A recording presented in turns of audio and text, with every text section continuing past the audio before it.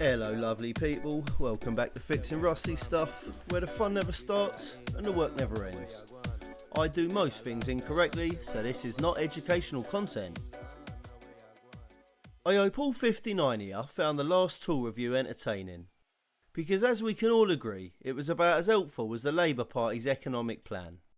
Nonetheless, buckle up, because today's review might just be on the same level of helpfulness. That's right, we're diving into another budget-friendly marvel from Titan. Yes, it's the Titan TTB579PLN. Bloody hell, could their marketing team throw us a bone with these names?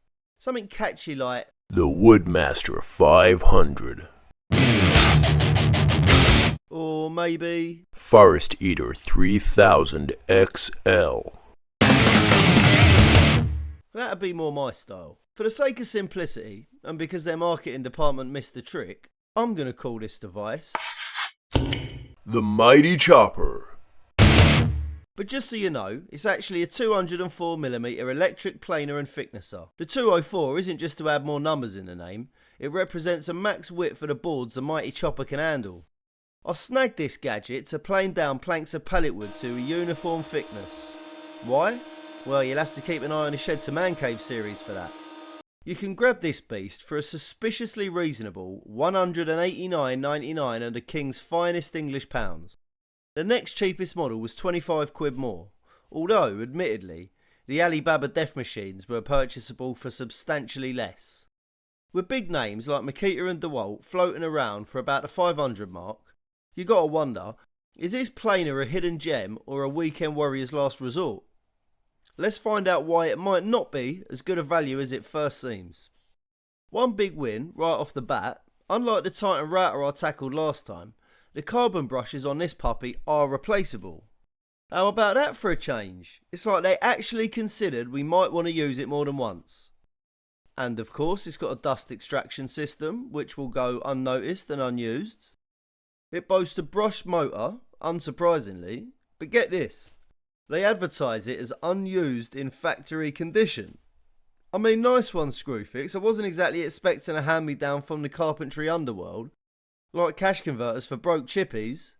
It's got a feed rate of 6 meters per minute, which sounds reasonable, but I'm not exactly a guru on thickness of feed rates. Apparently, this titan of a tool will graciously pull the wood through all by itself. How luxurious.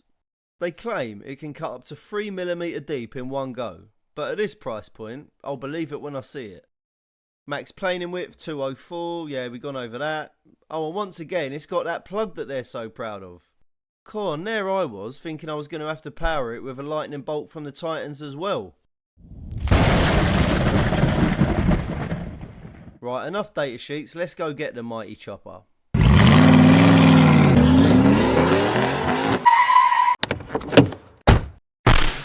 First impressions. This thing is a beast and it weighs a ton. Did the factory have a mix-up with an aircraft carrier? I'm not joking, the massive lad behind the counter offered to carry it out for me, and I'm not ashamed to say I let him. Well, someone had to open the car boot, didn't they?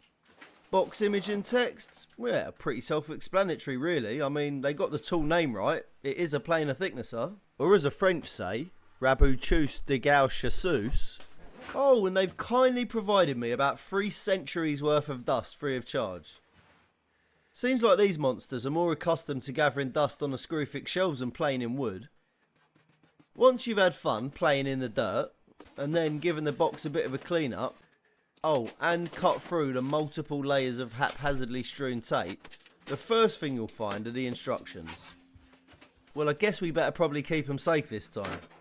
As you can see, unlike the router, which impressed me with the zero polystyrene box, this thing has got more polystyrene than the glassware packaging department. I better call the landfill in advance and tell them to make space. If you're wondering how the f*** I'm going to get this out of the box, well, so am I. As you can see, I settled on treating it like a bottle of fine wine and pouring it out by tipping it upside down. Stop cursing at me, it worked, didn't it? I then began to very carefully and very delicately pry it out of its foam cocoon, taking great care not to... Whoops. Well, it was a matter of time, wasn't it? That foam ain't lasting forever. Oh, no, wait. Yeah, it pretty much does last forever, doesn't it? Well, that's half of it free. Now just this last bit. Let's give it a little limp-wristed wobble. No, that's too much effort. What other method could we use? Oh, yeah, that's right. The tried and tested tippy-tippy method. That'll do it. Lovely. Oh, look, more plastic. There's a surprise. Right, let's see what accessories they've included. Firstly, they've included a child's toy pirate sword. Very handy for my sword fights.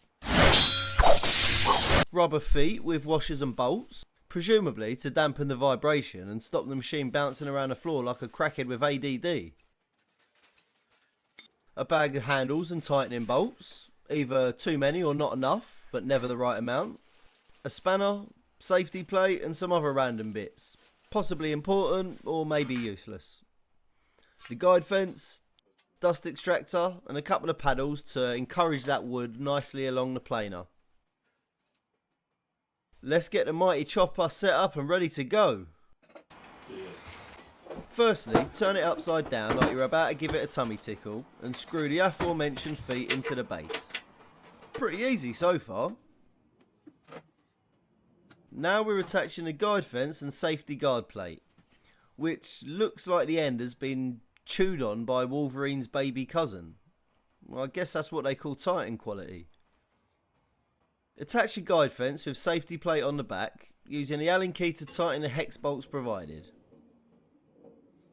Now make sure the guard plate is poking up behind the back of the guide fence here. I'm not sure and I don't really care why this is important, but according to the manual it is. Next up is a blade guard, which will hopefully assist in, but not guarantee, the prevention of any lost digits during use. Find a pivot pin and innuendo fraught limiting knob pole on the side, and in keeping with the questionable use of language, insert into hole. Then tighten up the pivot pin bolt with a spanner provided, and screw on the locking knob. Now fit the height adjusting handle over the shaft. Bloody hell. Limiting knob pole, locking knob, shaft. I'm not reading a DIY themed pornographic novel here. These are actually the names provided by Titan. Obviously the height adjusting handle, well, adjusts the height of the thickness of bed. You line the marker up with the depth in millimeters while rotating the handle as can be seen here. And now, time for a very brief intermission and some lovely still images of wind farms throughout the UK.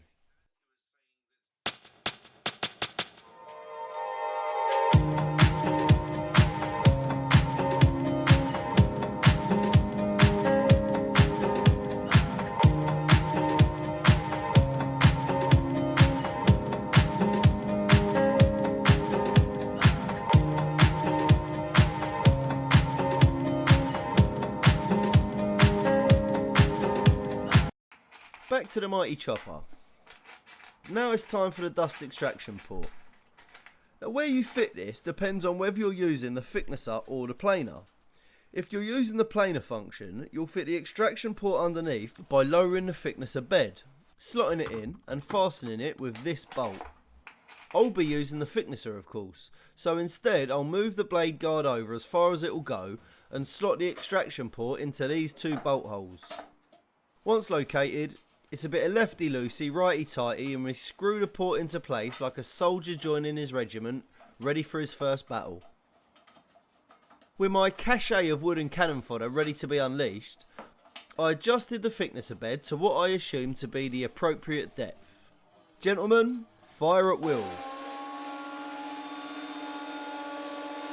Oh dear, ceasefire, ceasefire. Hold on soldiers. Looks like we're back to the drawing board here. Right, this should sort it. Now we're cooking. It definitely took a decent layer off. These planks have been sitting out in my garden for a while, and a number of them have accumulated a generous amount of filth on the bottom. Just for kicks and laziness, let's see how the mighty chopper handles a dirty plank. Oh, and by the way, this is definitely not recommended, unless you like your blades blunter than a politician's wit.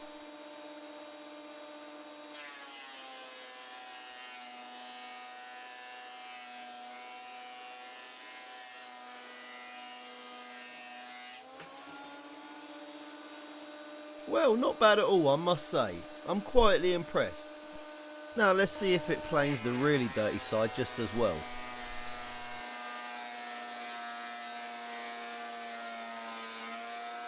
Well, look at that. Not only did it take off a top layer of wood, but a pretty thick layer of grime too. I'm sure the cutting blade loved it. Nothing like a bit of mud for lubrication. One more pass and we'll take a look. Smoother than a freshly shaved nutsack. Lovely. Time for a little before and after comparison. Before, rough as a bear's arse. A typical pallet plank that's been sitting in the garden for too long. And after, well, a beautiful piece of interior shed wall cladding.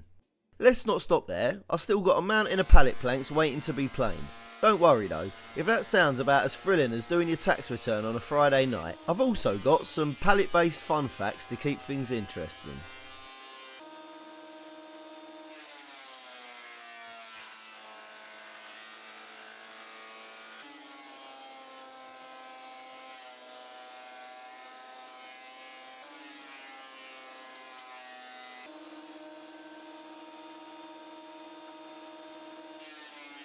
Now that we've delved into the fascinating world of pallets, let's assess this not so mythical god of a tool. For my occasional needs, at first it seemed okay. I mean, I'm not after precision to 5 decimal places here. I'm just trying to plane pallet wood to a consistent thickness. However, after about 2 hours of planing multiple 20mm thick pallet strips, the mighty chopper decided to hand in its resignation without warning. By that, I mean it suddenly stopped working. After flicking the power switch on and off like a madman playing Street Fighter at an arcade, I checked the fuse board and discovered the main switch was off. To say that's worrying is like saying the Titanic had a minor leak. Judging from the heat radiating off the machine and the tripped breaker, I reckon this thing had a major meltdown. Most likely the switch or the motor. Spoiler alert, it wasn't the switch. I dismantled the beast to see if this ailment was terminal. Can anyone else smell that delightful aroma of burnt plastic? Oh dear, melted plastic isn't supposed to be on the rotor. As you can see, the windings had burnt through the insulation and caused all kinds of havoc. Looks like the mighty Titan is about as mighty as a wet tissue on a sandpaper arsehole when it comes to pallets. Now hats off to Screwfix, they did kindly replace the thicknesser, no questions asked. But as I suspected, the 3mm cutting depth they boast about was a load of old bollocks. I mean, there's more truth in the Labour Party manifesto than that bogus claim. The manual says to reduce the cutting depth for hardwoods, but the majority of the pallets were pine, and I was well under 3mm. Very disappointing, Titan. So apart from the minor issue of the exploding motor, how did the Titan perform? Well, about as well as I would reciting a Shakespearean sonnet after 20 pints. Unless you're planing at a minimal depth, the finish is pretty bad. You get raised lines in the wood and a surface about as rough as an Algerian hooker's snatch. Okay, in all fairness, a few tiny rogue screws or nails might have sneaked through the mighty chopper during the operation, but I got the same effect on the replacement, so it ain't down to a damaged blade. It took 4 hours to shave a few mil off about 20 planks, so the declared cutting speed might be a touch optimistic too. Also, the engineering tolerances seem to be, let's say, creatively interpreted. Maybe the manufacturing process needs a tune-up, or the design ain't quite right, but there doesn't seem to be too many right angles on this thing, and components don't line up very well either. If you intend on creating high quality carpentry, you'll want to invest in something a bit more upmarket. The only real pro about this machine is that it's relatively easy to set up and use, and seems to plane to a consistent, albeit approximate depth. Overall, for the price point, remember this is the cheapest on the market, it's an okay buy, as long as you know what you're getting into. Don't use it for marathon sessions and only cut 1 or 2 mil at a time, even then it'll struggle. It's only for beginners or weekend bodges, but professionals, look elsewhere lads, Makita and DeWalt have got your back. I'm taking bets on how long the motor and blade will hold out, but I'm guessing probably about as long as my New Year's resolution to stop watching RedTube. Hopefully it will last at least until I've finished planing my approximately 80 planks of pallet wood. but I ain't holding my breath. Follow the Shed to Man Cave series to see what I do with these pallets. I'm sure you'll be pleasantly appalled. Welcome Padres, that brings us to the end of this tool review. Thanks for watching. If you found that in the slightest bit entertaining, plain that like button, assemble the channel subscription, share it with your carpenter, and stay tuned for the next tool review on fixing rusty stuff.